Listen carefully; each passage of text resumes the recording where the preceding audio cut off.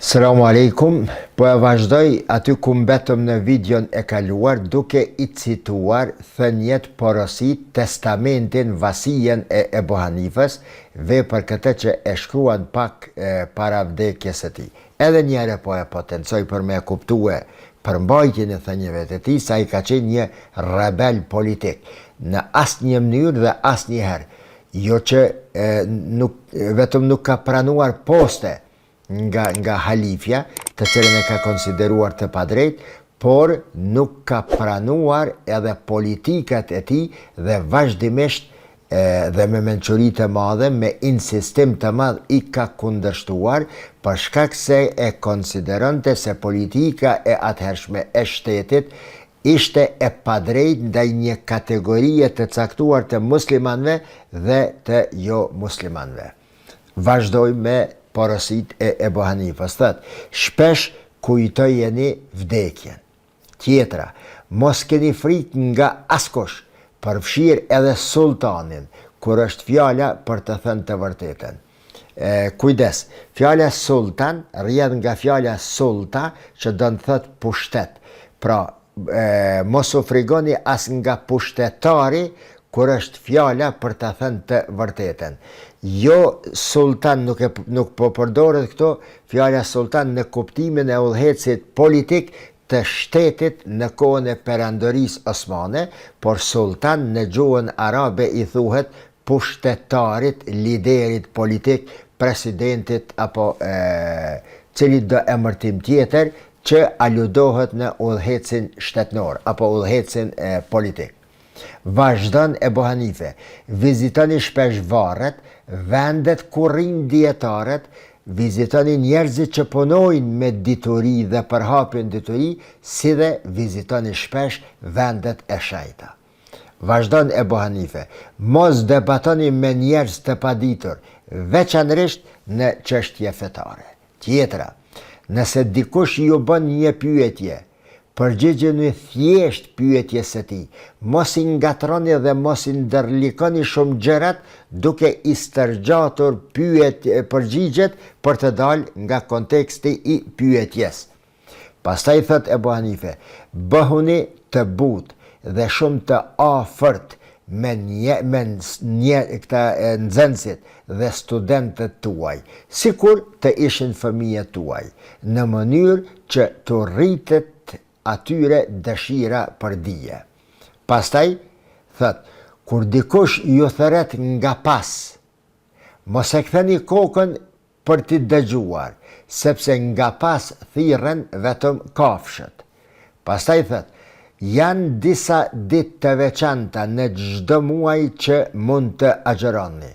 Agjeroni, bëhuni shembull edhe për të tjerët që edhe ata të agjerojnë si ti. Pastaj thot, vetëm njerëzve që u besoni, mund të lini në duart e tyre emanetet, gjërat e tuaja të shtrajta, të vlefshme. Jo gjithë secilit. Atyre ndonjëherë bën edhe të tregoni për punët tuaja të cilat I bëni. Më pastaj thot, mos fol shumë me njerëzit e papjekur që sapo I ke njohur, e as mos u trego përsa tepërmi miqësor me ta. Pastaj thot, kujdes, mos qeshni përsa tepërmi, sepse e vrisni zemrën tuaj. Pastaj, kujdes të shtuar nga kooperacia, mos u bëni kooperac, mos u bëni lakmitar dhe gënjeshtar, mos folni marrëzi, ruajeni dinjitetin dhe njerëzilëkun tuaj në çdo gjë që bëni me njerëz. Pastaj thot, nëse shoqëria nuk ju vë përpara, nuk ju shtyn përpara, nuk ju jep përparësi, nëse shoqëria, njerëzit që të rrethojnë nuk të japin përparësi, mos del para tyre as në namaz e as në ndonjë punë tjetër. Pastaj, gjithmonë varapo pas diturisë në rinin tënde, sepse rinia është momenti kur zemra dhe mendja janë të zbrasta dhe të pastërta. Andaj aty mbillet dituria më mirë. Pastaj thot, mos u besoni tepër gjërave të kësaj bote dhe as mos krijo vetbesim të tepruar për momentin ku je dhe çka je, sepse Allahu do t'ju kërkoj llogari për të gjitha ato që i keni bërë dhe që keni mund t'i bëni, por nuk i keni bërë. Pastaj, mos u bëni shumë të pangopur për botën, jeni të pasur në zemër, edhe nëse je i varfër, trego kënaqësinë tënde dhe pasurinë tënde që e posedon në zemrën tënde. Pastaj thot, mos i zbuloni sekretet e njerëzve. Pastaj, mos nënvlerësoni të tjerët, njihni dhe respektojini dinjitetin dhe nderin e të tjerëve, ashtu siç dëshironi të njihet dhe të respektohet dinjiteti juaj. Pastaj thot, në vend që të fokusoheni në gabimet e njerëzve, përpiquni të shihni bukuritë e tyre. Megjithatë, informojini njerëzit e tjerë për gabimet që shihni tek ta në çështjet fetare, në mënyrë që ata të shmangin ato gabime dhe më pastaj ta hulumtojnë të vërtetën. Në këtë drejtim, vazhdon thënia, nuk dohet t'ju frikësoj as grada, as fuqia dhe as pozita e askuj, sepse askush nuk dohet të guxoj, të prish fen dhe të përhap bidate dhe herezi. Prandaj, mos harroni se në këtë rrugë Allahun e keni ndihmatarin më të madh dhe ai është ndihmatari i fesë suaj. Pastaj thot, përkujto Allahun kur je me njerëzit, sikur kur je i vetmuar. Pastaj thot, unë heqa dorë nga shkuarja në xhamit që u ndërtuan me zullum dhe probleme, sepse nuk është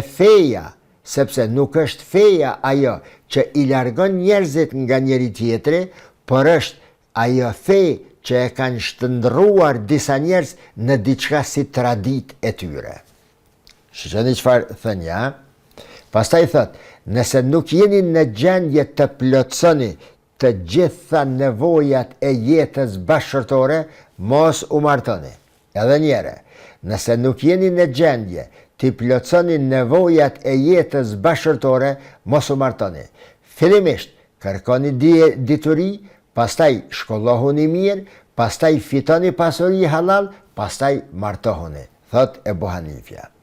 Pastaj thot, nëse nuk dini çfarë është e drejtë dhe çfarë është e gabuar, kush është i drejtë dhe kush është i gabuar, nuk do të dini se kë ta doni dhe kë të mos e doni. E kjo tregon se besimi juaj është i dobët dhe i paqëndrueshëm.